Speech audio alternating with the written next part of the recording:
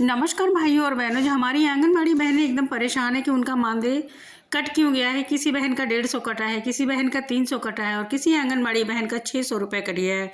जी हाँ, सहायिका बहनों का 300 रुपये काटा गया है और आंगनबाड़ी बहनों का 600 रुपये काटा गया है। यह मानदेय क्यों काटा गया है हम इस वीडियो में आपको बताएंगे। चैनल पर पहली बार आए हैं तो चैनल को सब्सक्राइब कर लीजिए। वीडियो अच्छी लगे तो अन्य बहनों को भी शेयर कीजिएगा ताकि उनको भी इस बात की सूचना मिल सके कि मानदेय हमारा क्यों काटा गया है। जी हाँ, अभी आंगनबाड़ी बहनों के मानदेय में 2,000 रुपये की वृद्धि की गई थी बिहार में और उनका मानदेय बढ़कर 9,000 रुपये हो गया था। लेकिन जब मानदेय अक्टूबर माह में भेजा गया है बहनों का तो सबका 300 रुपये 600 रुपये काट लिया गया है। यह हर जिले में नहीं किया गया है, उन्हीं जिलों में किया गया है जिन जिलों की बहनें हड़ताल पर गई थी।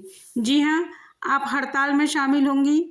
अगर आपने लिखित जो है आईसीडीएस विभाग को ये नोटिस दिया है कि हम काम नहीं करेंगे, फला डेट को हम हड़ताल पर जाएंगे, तो उस दिन का पैसा आपका काट लिया जाएगा।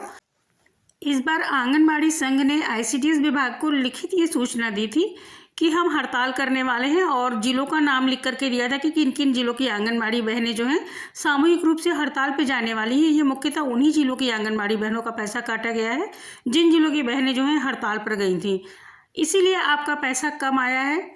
सरकार अनावश्यक रूप से किसी का पैसा नहीं काटती है, कोई ना कोई कारण जरूर होता है। इसका मुख्य कारण यही है कि आंगनबाड़ी बहनों का 600 रुपये काट लिया गया और सहायिका बहनों का 300 रुपये काट लिया गया क्योंकि वो हड़ताल पर गई थी और इसकी लिखित जो है सूचना आईसीडीएस विभाग को दी गई थी, इसीलिए आपका पैसा काटा गया है।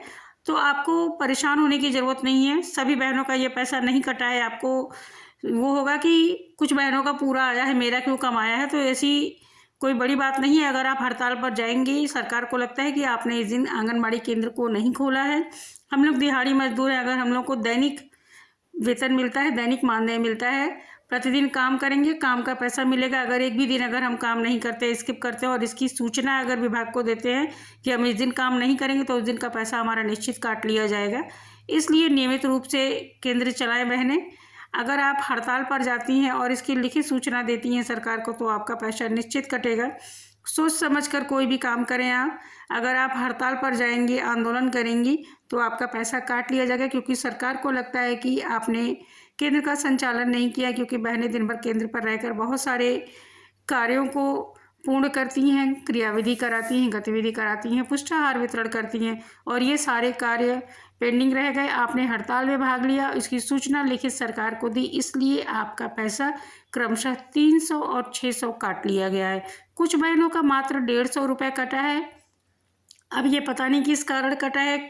शायद उन्होंने हाफ टाइम से जो है अवकाश लिया हो, छुट्टी लिया हो, इसलिए उनका 300 के बजाय 600 रुपये जो है उनके कार्यकर्त्रियों के काट लिए गए हैं। 300 रुपये सहायिका के काटे गए हैं। कुछ जगह पे 150 रुपये का सहायिका के काटे गए हैं और आंगनबाड़ी कार्यकर्त्री के 400 रुपये काटे गए हैं।